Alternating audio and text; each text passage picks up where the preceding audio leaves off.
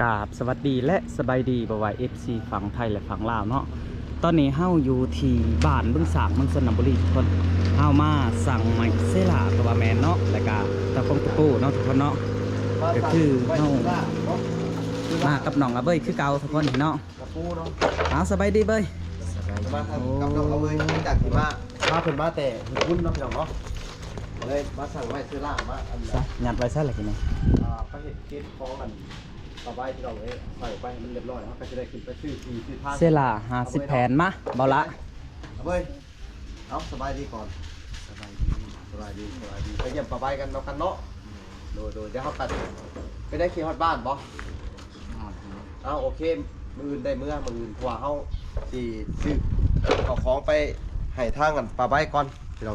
ไปคิดของป้าใบเอาสบายดีบ่สัญญา เอาสบายดีบ่ละ สบายดีเลยค่ะนี่เลยค่ะก็ได้ ตัวนี้ถือกี่8,000 มียังนะ เซล่าได้ ซื้อล่าราคาเท่าไหร่ถามก่อน 160 บาท50แผ่น บอลตีเป็นเงินกีบ มันต้องได้คูณเบิ่ง คุณดูเอกี่ มาจากถามมาเบิ่งก่อนเด้อ บุรถเล่นเนาะซื้อหลายอย่าง 5ล้านก็80อันนี้ค่ะ 5ล้านกับ80 5 ล้าน 5ล้านก็80บัดนี้อัน ตะปู บ่อันสังกะสีนี่พ่อหูอยู่บ่ อันเฮือน12คูณเฮือน6 4คูณ6 4คูณ6 ก็ใช้จักแผ่น 4เมตร 4เมตรคูณ6 ยาวบ่ยาวความยาวของสังกะสีนี่4เมตร บ่เฮาสร้างเฮือน4คูณ6ก็เช่าใช้จัก4อย่างเก่า กับความกว้างของเฮือนแล้วว่าบ่ยาว ความกว้างความยาวนั่นแหละ อันนี้กว้างนี่6เมตรนี่สมมุติว่าแบบนี้แล้วว่า ตัวนี้ความยาวของสังกะสีมานี่4เมตร4เมตรก็มันเป็น2เบื้องแม่นบ่ แม่น บัดนี้อยู่ในนี้ยังบ่ได้เผื่อค้อนนี่เฮาเบิ่งนี่4เมตรนี่แม่นบ่ โดย แม่น มันต้องค้อนนี่เบื้องละ70เนาะ โดย เบิ่ง104บวก400อาหาร2เนาะมันเป็น2ผักเนาะ โดย 2เมตร70มันถึกอยู่9ฟุต 9 ฟุตเอา9 ฟุต 9ฟุต บัดนี้มันสิถึกจักแผ่น 9 เอ ฟุต กี่ บัดนี้6เมตร6เมตรก็มาไล่ค้อนเอาอีก80คูณ2บวก6 7เมตร60มาหารให้50เบื้องละ15กับ30แผ่น โอเคเอา30 แผ่นเลย มี9ฟุต 30 แผ่นเนาะ 30 45 แผ่นเท่าไหร่ 45 โดย 30คูณให้45ล้าน350,000 โดย แล้วก็ตะปูป่ะนี่ ตะปูอัน ตะปูนี่คอยยังงงอยู่ ระวัง เฮาบ่คิดว่าสิเอาตะปูยังไงบ่ล่ะ หมอเขาต้องเอาขึ้นว่าตอกคือ บ่ ตอก แล้ว ค้า ตะ ง ปูสังกะสีนี่เนาะก็ได้เอา ตะปูจักรสี แล้วก็ เอา ตะปู8นี่ ตะปู8ครับ ตะปู8ก็ตอกเส้น ตอกเส้นอาจจะ ตะ โล ปู จะ 10ให้เจ้าจัดใส่เองก็ได้ตะปก เอาอย่างละ3เอาอย่าง3 โลเนาะ คันว่าบ่พอก็ แต่ เอา ละตะ ใหม่ เคียนโลแต่ละ โดยเขาบ่พอกับบ่ซื้อใหม่ โอเค ตะปู8 3โล โดย 10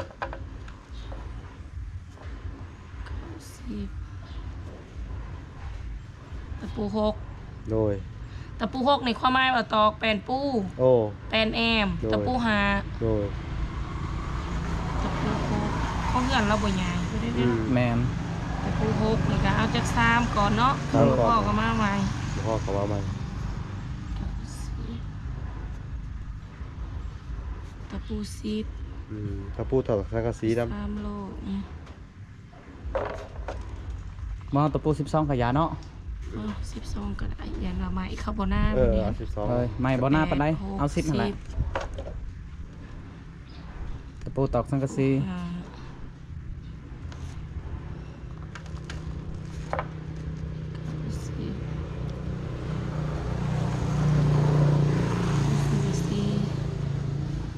จักโลดีอันนี้วะ ตะปูยัง 30เอา2โลเนาะ โดย 4นี่ ตะปูต่อสังกะสีเนี่ยกล้าพอเลยก็ได้เด้อ 2โลคือสิพออีก ตะปูต่อสังกะสีได้ อืม พอ บัดนี้หันลบ ลบสังกะสีได้บ่าวะ เอา เอาจากซองเกาะเนาะ โดย ซองเกาะ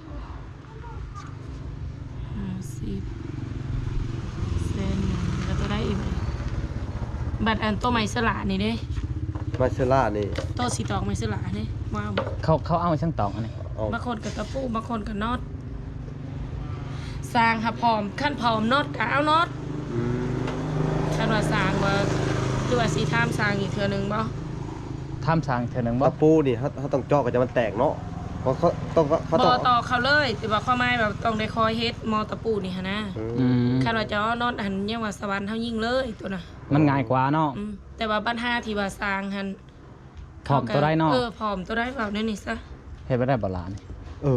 แล้วเขาต้องบริธามเขา เขาตอกแห้งก็แตกเนาะ ตัวตะปูนี่คอยตอกกันได้อยู่ดอก เขาต้องใส่เป็นสว่านยิงกันดีกว่า แต่คือเฮาเห็นหม่องอื่นนี่เขาจะเอาใส่น็อต มี เอาบ่ แต่น็ ล่ะ อต เอาน็อตยิงเอาน็อตได้ เนาะ เอาน็อต โดย ลงไปเลย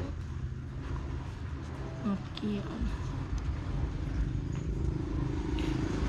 เอาจากสี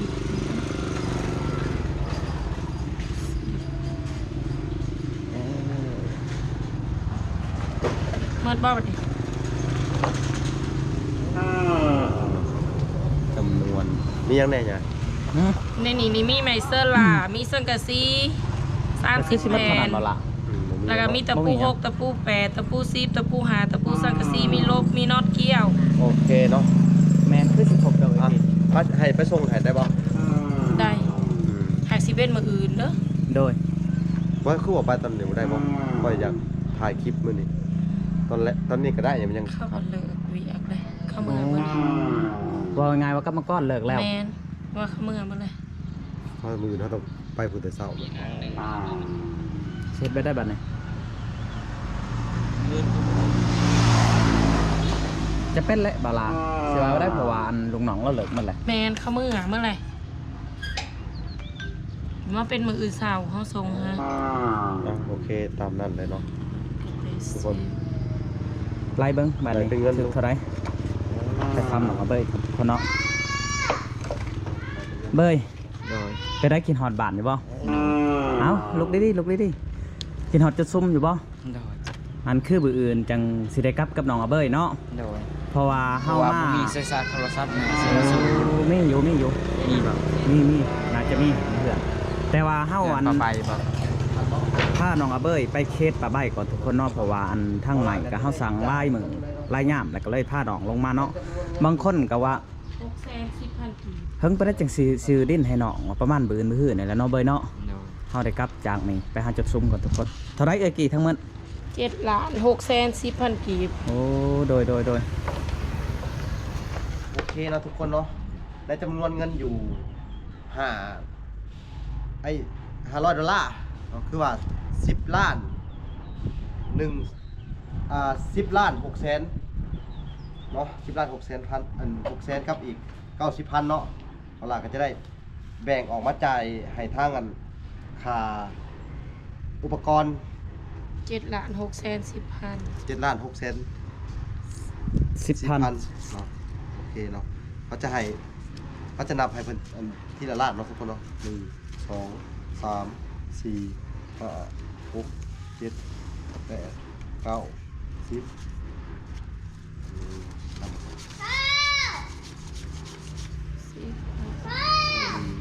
สองสามสี่ห้าแปดเก้าสิบ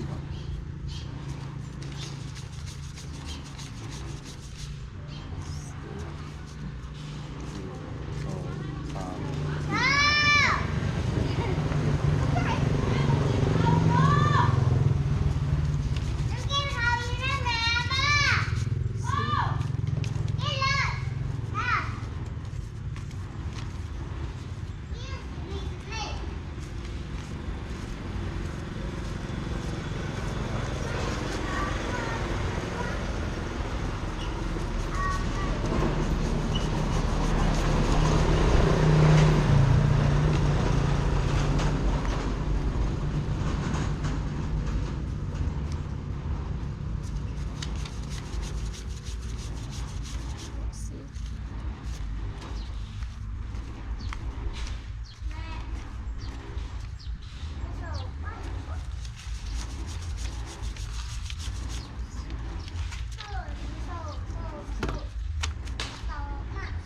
4 6ได้6ล้านนี่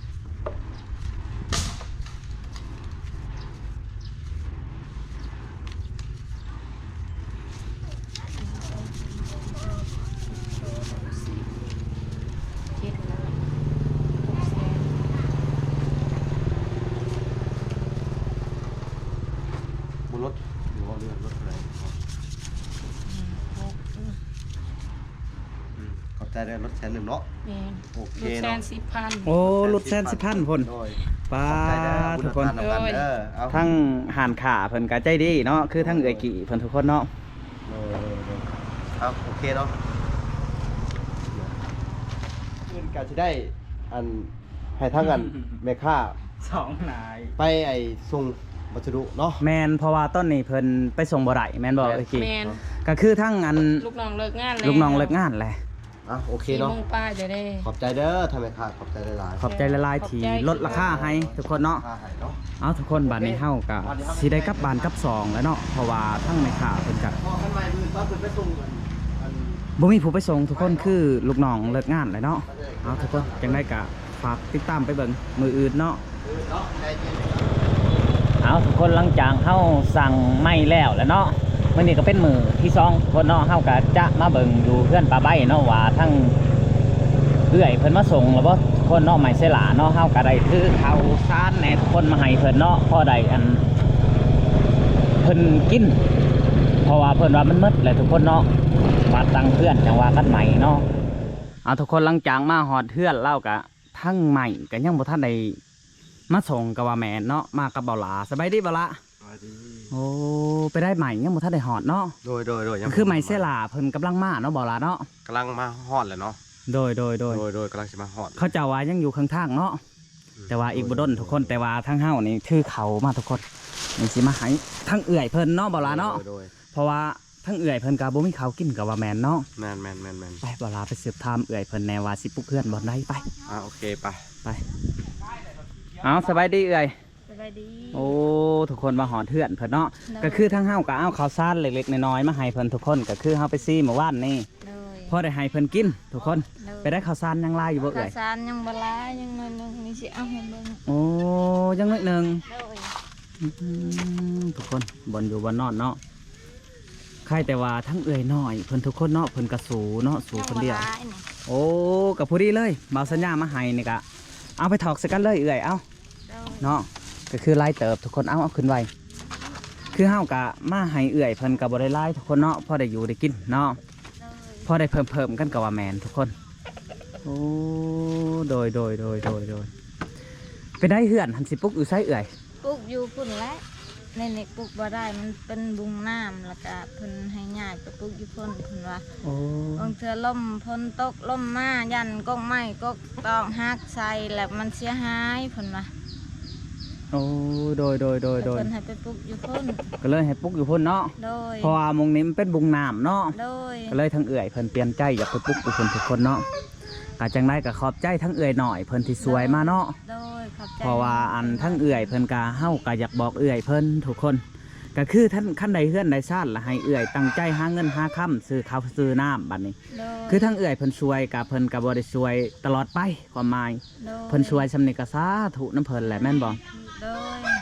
เฮ็ดให้เฮาได้เฮือนได้ซ่านหั้นนะ โดย เพราะว่าคือทั้งเอื่อยเพิ่นนี่ก็เฮือนซ่านก็บ่มีทุกคนแล้วก็หาเงินซื้อข้าวซื้อน้ำหาเงินเฮ็ดนั่นเฮ็ดนี่เนาะ โดย ก็คือท่านคันใดเฮือนแล้วก็คือสิสะดวกสบายกว่าเก่าแม่นบ่ โดยเพราะว่าเฮามีเงินมีชานเฮาไปหาเงินหาทองเฮาก็เก็บเงินซื้อข้าวหรือว่าไปเฮ็ดหยังเฮ็ดนี่ก็ยังว่าสิได้น้ำหมู่ โอ้โดยน่าจะแม่นเนาะทุกคนเนาะ โดย ก็คือทั้งเอื่อยเพิ่นนี่ก็คันว่าได้เฮือนได้ซ่านเนาะ โดย ก็หาเงินหาค่ำก็พอได้ใช้ได้จ่ายคือบ้านคือเมืองบัดนี้เนาะ อ๋อทุกคนจังได้เฮาก็ขอบใจทั้งเอื่อยเพิ่นเนาะ โดย ที่เมตตาสงสารทั้งป่าใบแล้วก็เอื่อยเพิ่นเนาะ โดย ที่เฮ็ดเฮือนเฮ็ดซ่านให้ทุกคนเอาบัดนี้รถช้างกระแลนใกล้เลยทุกคนเฮาต้องได้ไปนํรถช้างก่อนคลิปนี้เฮาก็สิได้จบเพียงเท่านี้ก่อนทุกคนขอกล่าวคำว่าเอาสบายดีเอื่อยสบายดี ดี